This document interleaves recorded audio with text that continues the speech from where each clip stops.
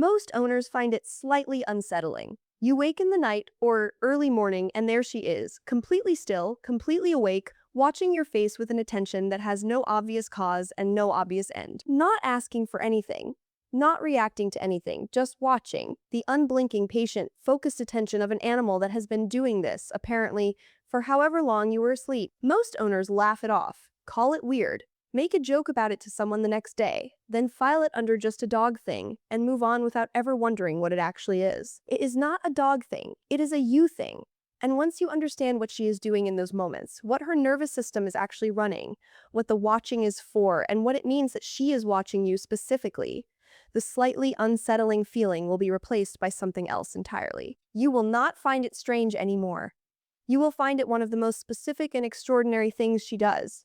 Sleep is the most vulnerable state a living thing can be in. Every system designed to detect and respond to threat, the alertness, the readiness, the constant low-level environmental scan, has to be suspended, set down, left unattended for hours at a time. For a social animal that evolved in groups, this vulnerability was never managed alone.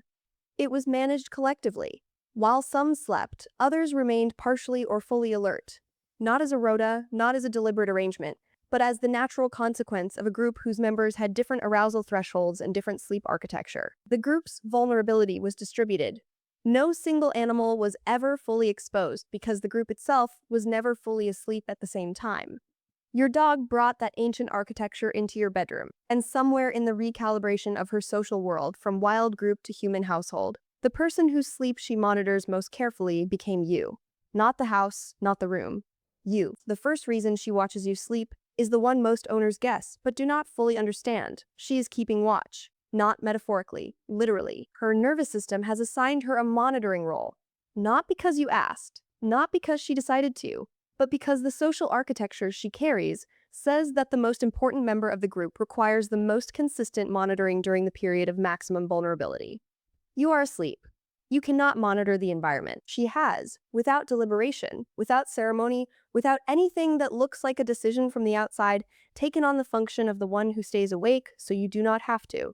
The stillness of the watching is the tell. She is not restless. She is not seeking something. She is in a state of focused, low arousal alertness, the specific state of an animal that is awake and available and not activated by anything current, but fully ready to become activated the moment anything changes. She is on watch, and you are what she is guarding. The second reason is subtler, and most owners never hear it. She is reading you, not the waking you, the you that moves and speaks and makes the 10,000 micro-adjustments of a person navigating a social world, the sleeping you, the version of you that exists when every performed layer has been set down and only the baseline remains. Your breathing, your movement, the rhythm of your rest, the particular quality of your stillness at different points in the night. She has memorized this, the way you breathe when you are in deep sleep versus the shallower rhythm that precedes waking. The specific movement patterns that mean you are restless versus the stillness that means you are gone all the way under. The sounds you make, the half sounds, the breath changes, the minute adjustments of a sleeping body that she has been cataloging across every night you have shared. This is the piece most owners miss entirely. This map of your sleeping self is not incidental, it is one of the most detailed pieces of knowledge she has of you. It allows her to know, before you know, when you are about to wake, to be ready for the greeting before your eyes have opened. It allows her to detect the change in your breathing that precedes distress.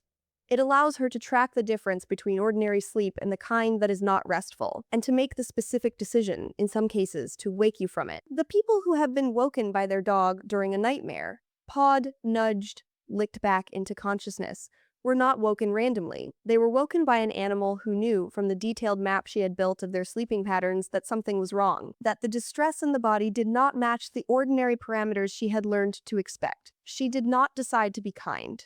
She responded to a deviation from the baseline she had carefully learned. The kindness and the monitoring are the same thing. The third reason she watches is the one that lands differently once you understand the other two. She is not just monitoring the environment while you sleep.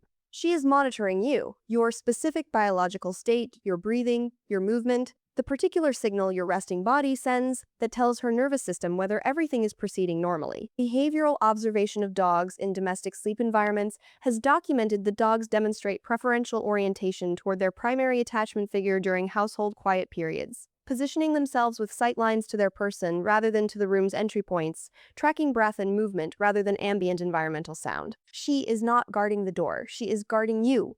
The directionality of the watching tells you what she has assessed as the thing most worth monitoring. In a house with multiple people, watch whose sleep she monitors most closely.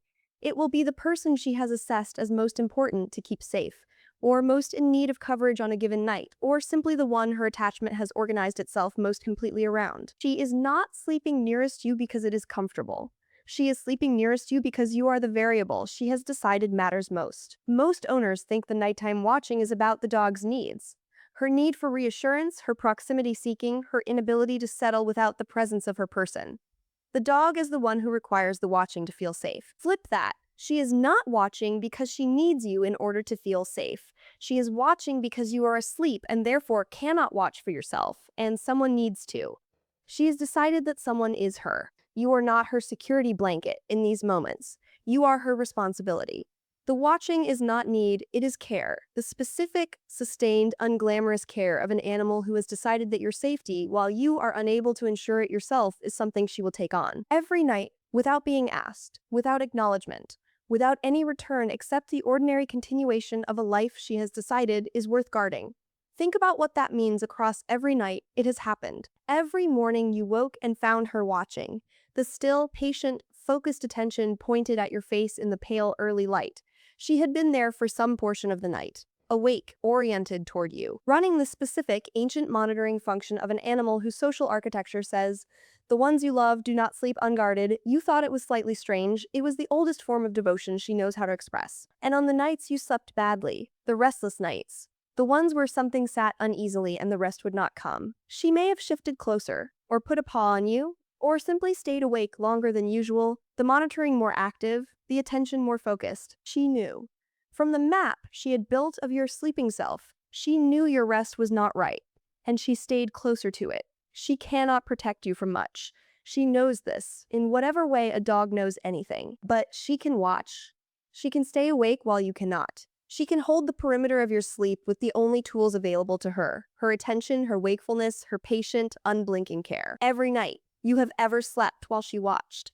You were not sleeping alone. You were sleeping guarded by the one creature in your life who decided without being asked that keeping watch over you while you were most vulnerable was not a burden. It was the thing she wanted most to do. Have you ever woken to find your dog watching you, and did it feel like something more than just a dog being strange? Tell me in the comments. If this is the kind of watching you want to keep doing, subscribing means the next one finds you.